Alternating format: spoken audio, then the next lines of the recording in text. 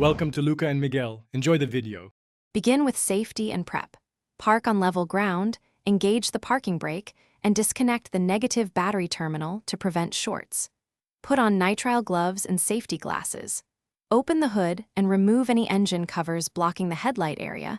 You will likely need a 3/8-inch ratchet and a 10 mm socket.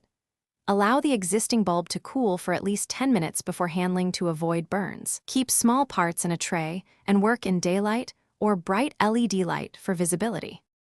Accessing the 2016 CR-V headlight requires clearance. Turn the front wheel fully away from the side you're working on to expose the inner fender. Remove plastic clips and a splash guard with a trim tool to reach the headlight rear. Locate and remove 2 visible 10 mm bolts holding the headlight housing. Pull the housing forward slightly to create space. Reach behind, press the tab, and disconnect the headlight electrical connector. For the low beam H11 bulb, unclip the metal retaining spring and carefully withdraw the bulb straight back. Installation is the reverse of removal. Using gloves or a clean cloth, insert the new H11 bulb straight into the socket. Never touch the glass with bare fingers because oils shorten bulb life.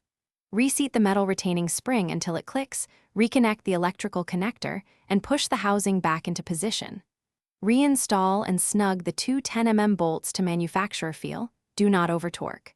Reattach the splash guard and plastic clips. Reconnect the negative battery terminal, then test the headlight and check beam aim. Thanks for watching and please subscribe. It's the best investment you'll ever make.